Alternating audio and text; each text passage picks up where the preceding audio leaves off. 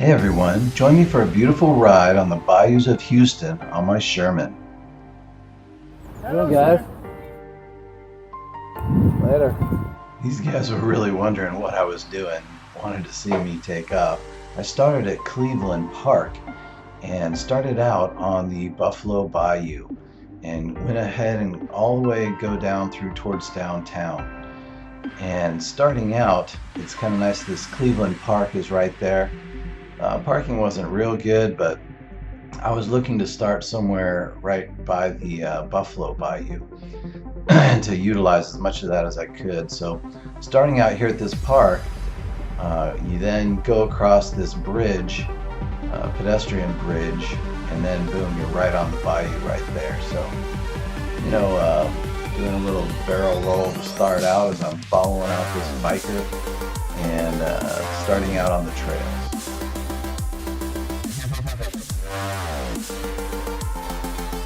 These bike trails really are nice. These paved trails. Houston spent millions of dollars in renovating this. If you notice, I'm kind of dressed for the weather. I've even got gloves because it's a brisk 40 degrees on a Saturday morning. I found myself in Houston and said I need to go for a ride while I'm out here, and decided to take on kind of a big loop connecting the Buffalo Bayou going through here up to the White Oak Bayou. I just love cruising on the pathways underneath these huge interstates that are all converging here at Houston. Just cruising along in the quiet pathways down below. It's a nice sense, a nice feeling. And of course, we share these walkways with runners and bikers, and sometimes you got to slow down and take your time. And I have no problem with that. People are really pretty polite, and it's nice to see people out on these trails. Normally on Saturdays, these trails have a lot of traffic on them, but due to the cold weather here for Houston, there wasn't quite as many people out. And in the downtown area here, you get a little more, but as we go further up White Oak Bayou, then there's a lot fewer people because it's a longer stretch, and it was, as I mentioned, very, very cold out, very brisk. When you're doing 15-20 miles an hour, you definitely get a wind chill factor cruising through here. I've now put a couple hundred miles on my Veteran Sherman, and I have to say it's an amazing unicycle. It's got power, range, just everything you could ask for. I will say that I got the street tire put on this that came with e-wheels. They sent me the knobby, and I will say I'm going to have to upgrade that because the street tire just doesn't have the traction for me in those few places where you need it. And this, of course, the street tire is fine, and it does great. And maybe it even gets a little better mileage, but you don't have to worry about mileage on the Sherman. That's the great thing about it. I also love the automatic turn signals and braking. Did you see those? And that's just a nice touch on the Sherman, which, it's a premium wheel, so you can't expect some things, but I think that tail light is definitely a nice touch.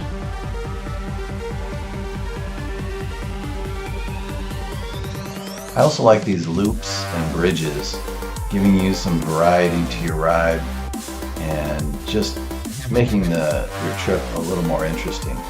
Because on some of these long stretches, you do 20-30 miles, it can get monotonous, and so it's nice to have it break it up and give variety to the scenery that you see all the way around you.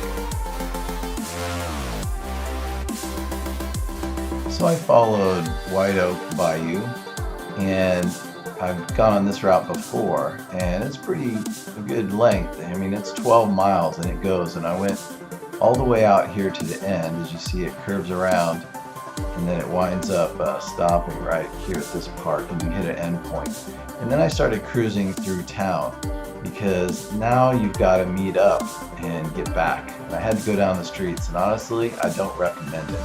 But here's where I wanted to get to, and this is the new Spring Branch Trail. We hadn't been on this, and it was a new paved way I'd heard about, so I wanted to check it out. So I came through the streets to get to the beginning of this trail. And there's not much on the other side of it, so it doesn't really connect anything.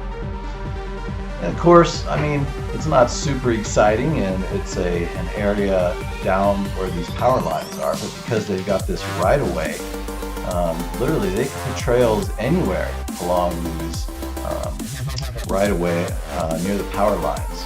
And so I just started cruising down it. Nice new paved way. You can definitely, it's wide open, not many people on it. It's not really connecting anything.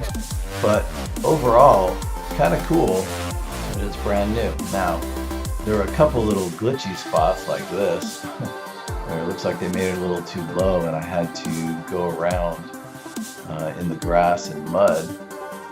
And it's pretty slick here. You can see my wheels start sliding a little bit. But, you know, before we know it, we're back on pavement and back on solid ground and moving fast again.